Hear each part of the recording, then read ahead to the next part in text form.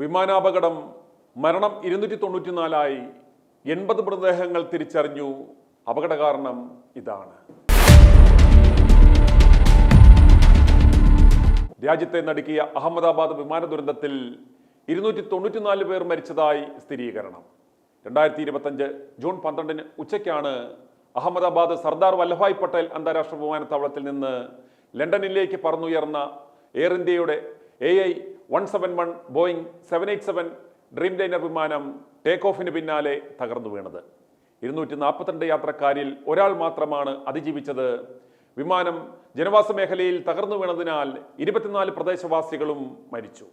2 പതിറ്റാണ്ടിനിടെ രാജ്യം സാക്ഷ്യം വഹിച്ച ഏറ്റവും വലിയ വിമാനാപകടമാണ് അഹമ്മദാബാദിൽ സംഭവിച്ചത്. വ്യാഴാഴ്ച വിമാനത്താവളത്തിൽ നിന്നും പറന്നുയർന്ന് മിനിറ്റുകൾക്കുള്ളിൽ 15 കിലോമീറ്റർ അകലെ ജനവാസ കേന്ദ്രത്തിലാണ് എയർ ഇന്ത്യ വിമാനം തകർന്നു വീണത്. മേഹാനി നഗറിലെ മെഡിക്കൽ കോളേജ് ഹോസ്റ്റൽ കെട്ടിടത്തിലേക്കാണ് വിമാനം ഇടിച്ചിറങ്ങിയത്. മരിച്ചവരിൽ ഹോസ്റ്റലിലുണ്ടായിരുന്ന 10 മെഡിക്കൽ വിദ്യാർത്ഥികളും ഉൾപ്പെടുന്നു. മരിച്ചവരുടെ എണ്ണം ഇനിയും ഉയരാൻ സാധ്യതയുണ്ട്. അപകടത്തിൽപ്പെട്ട വിമാനത്തിൽ യാത്രക്കാരും ജീവനക്കാരും ഉൾപ്പെടെ 242 പേരായിരുന്നു ഉണ്ടായിരുന്നത്. ഇതിൽ 241 പേരും കൊല്ലപ്പെട്ടു. ഇന്ത്യൻ വംശജനായ ബ്രിട്ടീഷ് പൗരൻ വിശ്വാസ് കുമാർ എന്ന യാത്രക്കാരൻ മാത്രമാണ് അത്ഭുതകരമായി രക്ഷപ്പെട്ടത്.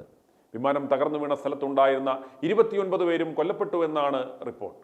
10 മെഡിക്കൽ വിദ്യാർത്ഥികൾക്ക് പുറമെ 24 പ്രദേശവാസികളും ദാരുണമായി കൊല്ലപ്പെട്ടു. വ്യാഴാഴ്ച ഉച്ചയ്ക്ക് 1:40 അപകടം നടന്നത്. വിമാനം ഇടിച്ചിറങ്ങിയ കെട്ടിടം കത്തിനശിച്ചു. അപകട സ്ഥലത്ത് നിന്ന് ആശുപത്രികളിലേക്ക് എത്തിച്ചതിൽ 80 മൃതദേഹങ്ങൾ തിരിച്ചറിഞ്ഞു കഴിഞ്ഞു. ബാക്കിയുള്ളവരെ തിരിച്ചറിയുവാനായി യാത്രക്കാരുടെ ബന്ധുക്കളിൽ നിന്ന് DNA ശേഖരിക്കുന്നുണ്ട്. വ്യാഴാഴ്ച കേന്ദ്ര ആഭ്യന്തരമന്ത്രി അമിത് ഷാ അഹമ്മദാബാദിലെത്തിയിരുന്നു. ഇന്ന് പ്രധാനമന്ത്രി നരേന്ദ്രമോദിയും അഹമ്മദാബാദിലെത്തിയിട്ടുണ്ട്. ദുരന്തത്തിൽ ജീവൻ നഷ്ടമായവരുടെ കുടുംബാംഗങ്ങൾക്ക് 1 കോടി രൂപ വീതം ധനസഹായം നൽകുമെന്ന് എയർ ഇന്ത്യയുടെ ഉടമസ്ഥരായ ടാറ്റ ഗ്രൂപ്പ് പ്രഖ്യാപിച്ചിട്ടുണ്ട്. അപകടത്തിൽ പരിക്കേറ്റവരുടെ ചികിത്സാ ചെലവ് പൂർണ്ണമായും വഹിക്കുമെന്നും തകർന്ന മെഡിക്കൽ കോളേജ് കെട്ടിടം പുനർനിർമ്മിക്കുമെന്നും ടാറ്റ ഗ്രൂപ്പ് അറിയിച്ചിട്ടുണ്ട്. എന്താണ് അപകടത്തിന്റെ കാരണമെന്ന് കണ്ടെത്തുവാൻ അന്വേഷണം പ്രഖ്യാപിച്ചിട്ടുണ്ട്. തകർന്ന വിമാനത്തിന്റെ ബ്ലാക്ക് ബോക്സുകൾ കണ്ടെടുത്തു. ഇതിൽ നിന്നുള്ള വിവരങ്ങൾ ശേഖരിക്കും. പക്ഷി ഇടിച്ചതാണോ അമിത ഭാരമായിരുന്നോ അപകട കാരണമെന്ന് അന്വേഷണത്തിലേ വ്യക്തമാകൂ. അനുവദനീയമായതിനേക്കാൾ ഭാരം വിമാനത്തിൽ ഉണ്ടായിരുന്നത് കൊണ്ടാണ് കൃത്യമായ രീതിയിൽ പറന്നു വരുവാൻ സാധിക്കാതെ വന്നത് എന്ന തരത്തിലുള്ള വാദങ്ങളും ഉയർന്നിട്ടുണ്ട്. വിമാനത്തിൽ 1.25 ലക്ഷം ലിറ്റർ ഇന്ധനമുണ്ടായിരുന്നു എന്നതും ദുരന്തത്തിന്റെ ആഘാതം വർദ്ധിപ്പിച്ചു എന്നും റിപ്പോർട്ടുകൾ പറയുന്നു. വിമാനം തകർന്നു വീഴുന്ന സമയത്ത് വിമാനത്തിന്റെ 2 എഞ്ചിനുകളും പ്രവർത്തനരഹിതമായിരുന്നുവെന്നാണ് റിപ്പോർട്ടുകൾ സൂചിപ്പിക്കുന്നത്. ഈ വിമാനത്തിൽ സാങ്കേതിക പ്രശ്നങ്ങൾ ഉണ്ടായിരുന്നുവെന്നും ആരോപണമുണ്ട്. ഇതേ വിമാനം ഡൽഹിയിൽ നിന്ന് അഹമ്മദാബാദിലേക്ക് എത്തിയതിനു ശേഷമാണ് ലണ്ടനിലേക്ക് പോയത്. ഡൽഹിയിൽ നിന്ന് അഹമ്മദാബാദിലേക്ക് വിമാനത്തിലെത്തിയ യാത്രക്കാരിൽ ഒരാൾ ഇത്തരമൊരു കുറിപ്പ് സാമൂഹിക മാധ്യമങ്ങളിൽ പങ്കുവച്ചിരുന്നു. എന്നാൽ അന്വേഷണ ഏജൻസികൾ എല്ലാ വശങ്ങളും പരിഗണിച്ചു വരികയാണ്. ഇന്ത്യൻ ഏജൻസികളുടെ അന്വേഷണത്തെ സഹായിക്കുവാൻ ബോയിങ് കമ്പനിയുടെ ഉദ്യോഗസ്ഥരും ഇന്ത്യയിലെത്തും. ഇതിനൊപ്പം US ഫെഡറൽ ഏവിയേഷൻ ഉദ്യോഗസ്ഥരും ഇന്ത്യയിലെത്തും അന്വേഷണത്തിനായി. 680 അടി ഉയരത്തിലെത്തിയപ്പോഴായിരുന്നു എയർ ട്രാഫിക് കൺട്രോളിലേക്ക് ആദ്യ അപായ സൂചന എത്തുന്നത്. പിന്നാലെ വിമാനം താഴേക്ക് പതിച്ച് പൊട്ടിത്തെറിക്കുകയായിരുന്നു. ഈ വിമാനം ഡൽഹിയിൽ നിന്നും അഹമ്മദാബാദിലേക്ക് വരുമ്പോൾ ഒരു യാത്രക്കാരൻ പകർത്തി എക്സിൽ പോസ്റ്റ് ചെയ്ത ആ വീഡിയോ ദൃശ്യമാണിത്. AC ഇല്ല, സ്വിച്ചുകളൊന്നും പ്രവർത്തിക്കുന്നില്ല. അഹമ്മദാബാദിൽ ഇറങ്ങിയ ആ യാത്രക്കാരൻ പകർത്തിയ ആ വീഡിയോ കാണുക. As usual, the map, the in-flight entertainment is not working. Leave in-flight entertainment. Calicut to landing stations. If I talk about this light, it is also not working. If I press this cabin crew button, it's not working either. Nothing is working. Nothing at all.